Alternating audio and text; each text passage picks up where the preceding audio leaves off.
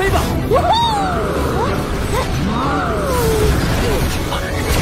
狗狗之怒！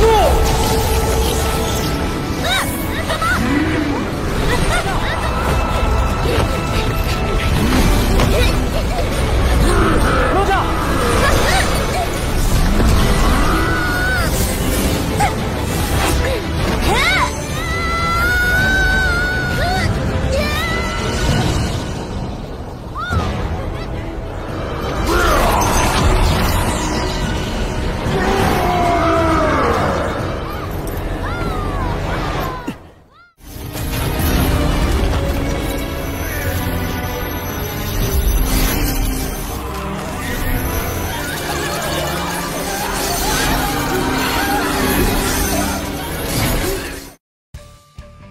！Cek. Pada episode sebelumnya kita sudah melihat bagaimana Wugeng dan Niza berhasil menyelamatkan diri dari lahapan sang naga bumi.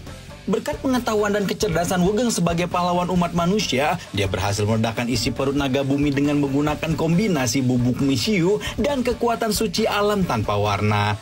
Nah, di episode kali ini Wugeng bersama Niza akan kembali lagi bekerja sama untuk mengembalikan kepala Xingtian tadi kepada pemiliknya. Kita juga bakal melihat akhir dari nasib pengikut klan bayangan yang tragis banget. Terus satu lagi nih, ada rumor konspirasi berbahaya yang mungkin bakal mengancam nasib dari Wugeng dan teman-temannya. Kira-kira apa ya? Tanpa perlu berlama-lama lagi, langsung aja kita terobos.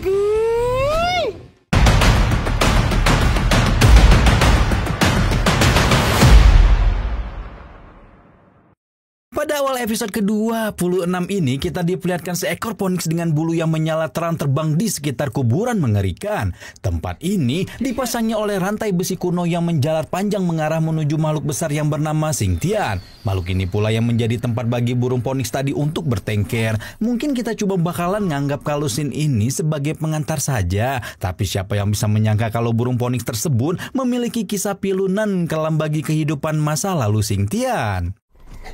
Xingtian!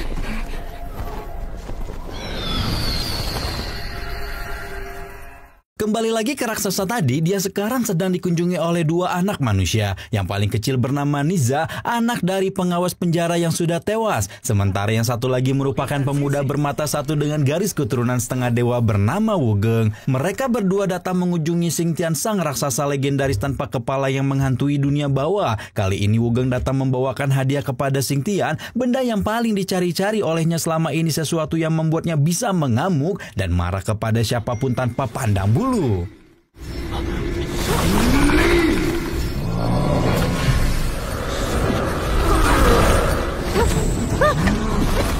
Xingtian sang kepala buntung mengamuk. Dia mengira kalau dua orang anak manusia yang mengunjunginya pada hari itu adalah keturunan bangsa naga. Buat yang lupa, peperangan kuno yang pernah dihadapi oleh Xingtian melibatkan kekuatan tempur dari bangsa naga, kelompok luar biasa yang membuat Xingtian kalah dengan memalukan.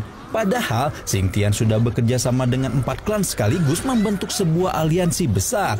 Tapi lagi dan lagi, kekuatan bangsa naga sebagai pemilik keturunan darah para dewa memang tidak bisa diremehkan. Dendam kesumat yang ada pada hati Xingtian sudah tidak bisa dibendung lagi. Walaupun sudah berjalan puluhan ribu tahun, Xingtian bahkan tidak peduli dan mau tahu kalau yang sedang dibawa oleh salah satu dari kedua anak manusia tersebut adalah harta yang paling dia inginkan. 飞吧！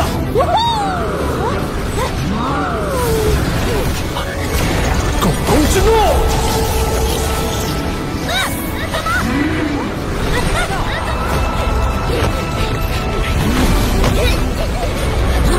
落下！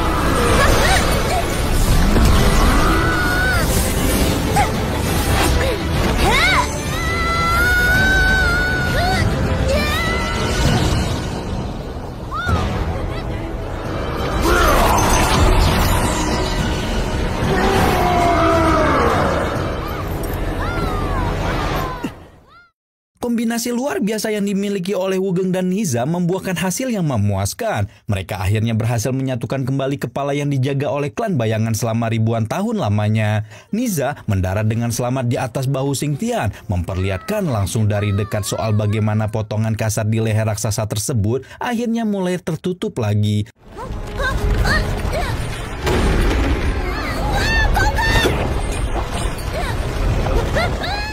Untungnya, Wugeng dengan sigap terbang menyelamatkan Niza sebelum si bocil yang satu ini tertimpuk oleh tubuh besar Xingtian. Mereka berdua memutuskan untuk turun di depan tubuh raksasa itu sambil memeriksa keadaan. Niza yang kebingungan bertanya kepada Wugeng apakah usaha mereka ini berhasil atau tidak. Soalnya bukan malah berubah jadi baik atau minimal tenang dikit. Xingtian yang udah ada kepala ini justru malah mengamuk-ngamuk dan menyerang mereka. Apa bedanya dong dengan keadaan sebelumnya tanpa kepala? Malah kekuatan Xingtian yang sekarang justru terasa berkali-kali lipat lebih kuat.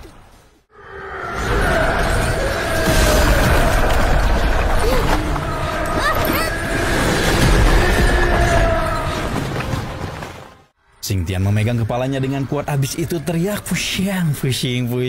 Obatnya migrain apa ya? Kasih bodrek dong. Enggak salah. Tapi intinya si Xingtian ini emang ngerasa sakit kepala banget.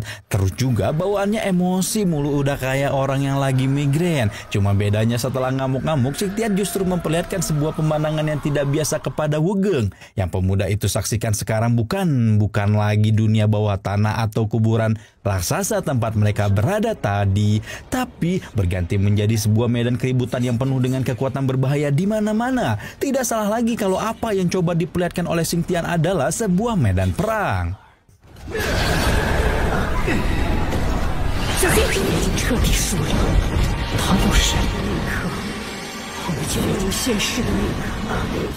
Wanita bersayap ini terus menanyakan kondisi Xingtian. Dia khawatir dan berharap agar raksasa yang tangguh itu bisa terus berdiri dengan perkasa seperti biasanya. Sementara itu Xingtian yang dimaksud sekarang sudah memasang perwujudan makhluk yang begitu lemah. Dengan memalukan dia meminta bantuan kepada wanita bersayap untuk memenggal kepalanya. Xingtian benar-benar benci dengan kekalahan. Jadi dia berharap agar wanita bersayap itu bisa memutuskan tali kehidupannya untuk sementara waktu. Ketika kepala Xingtian terlepas dari kepalanya, kehidupan itu kayak dipaus sebentar. Bukannya mati loh. Nah nanti kalau disambung baru hidup lagi. 不好，是。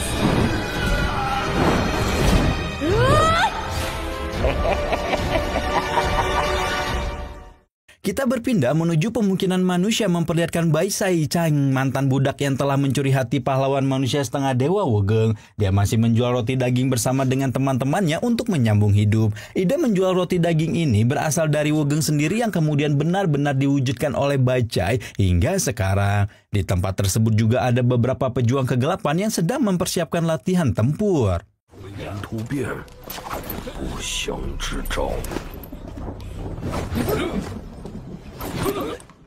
Meskipun kegiatan yang mereka lakukan biasa-biasa saja, Bai Chai saat ini sedang risau dengan keadaan Wugeng. Apalagi ketika dia dan teman-temannya melihat gemuruh mengerikan yang muncul dari arah gerbang keruntuhan tempat Wugeng berada. Manusia sejak zaman dahulu tidak memiliki kemampuan untuk terbebas dari belenggu perbudakan. Hanya dari zaman Zixiao dan Wugeng saja, mimpi untuk memberontak kepada dewa akhirnya benar-benar terwujud. 快走！ 狗哥！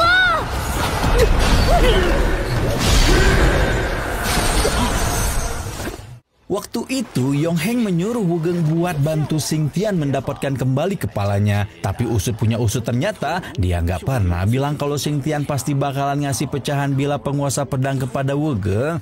Pas sadar soal hal tersebut, ya jelas Wugeng marah besar. Dia mengira Yongheng udah nipu dia dengan ketidakjelasan informasi tersebut. Emang sih, sebenarnya Wugeng itu nggak ditipu, tapi dia udah dipermainkan dengan sangat sempurna. 完了，怎么回事？ 武庚成功了。 Kita juga sempat diperlihatkan kilas tampilan kecil ranah para dewa. Sang dewa tertinggi Shen Yan yang terlihat tenang mengetahui perkembangan peperangan di daratan.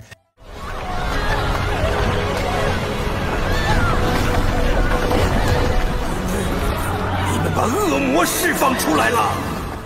Pengikut klan bayangan tiba-tiba memperlihatkan keanehan yang luar biasa. Padahal dari tadi mereka seharusnya memiliki posisi yang unggul dalam menghentikan pergerakan bangsa kegelapan. Yang lebih bikin kaget lagi, pengikut klan bayangan ini malah mendadak bunuh diri, lalu dari langit turun pula rantai-rantai ilahi berwarna keemasan penuh dengan esensi para dewa.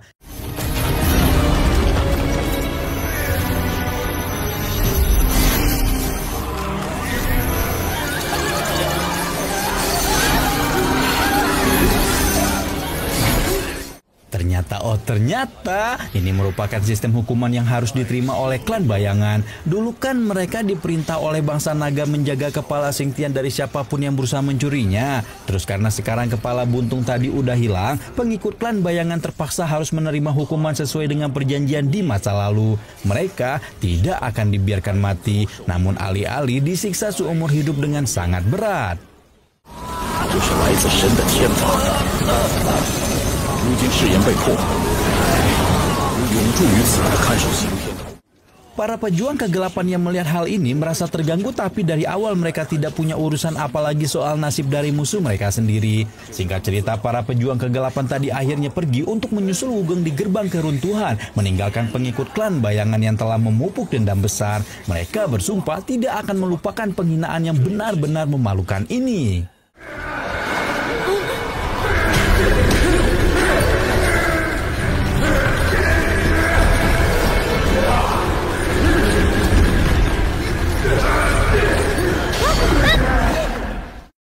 Kita udah bisa lihat kalau para pejuang kegelapan yang tadi berhadapan dengan pengikut klan kegelapan sudah hampir sampai di dekat titik pertemuan.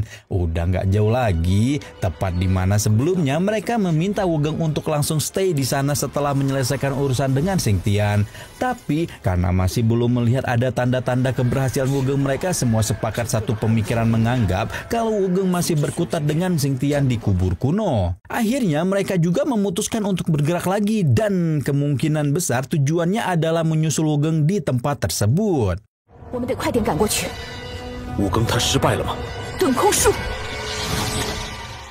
Pada saat itu waktu yang tersisa sudah benar-benar sedikit. Tapi masalahnya, apakah Wugong memang benar-benar bisa menyelamatkan dirinya sendiri kali ini? Sekarang yang harus dihadapi bukan cuma si naga bumi yang menelan kerakusan, makhluk raksasa yang bisa makan apa saja tanpa pernah kenyang sama sekali selama puluhan ribu tahun, tapi seorang raksasa migrain yang kepalanya tersimpan ketiadaan maut. Tanyaan juga kemungkinan berbalik, apakah Xingtian mampu menghadapi dirinya sendiri atau tidak. Ada begitu banyak masalah yang harus mereka selesaikan, namun waktu yang tersisa semakin menipis setiap kali mereka berusaha.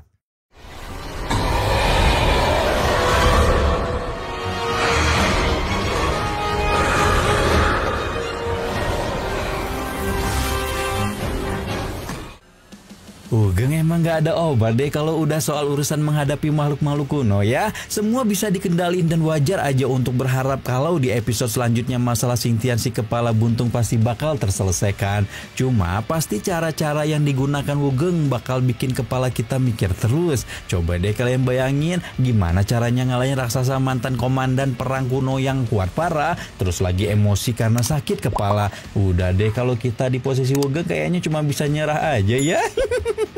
Rama di sini pamit, bye-bye.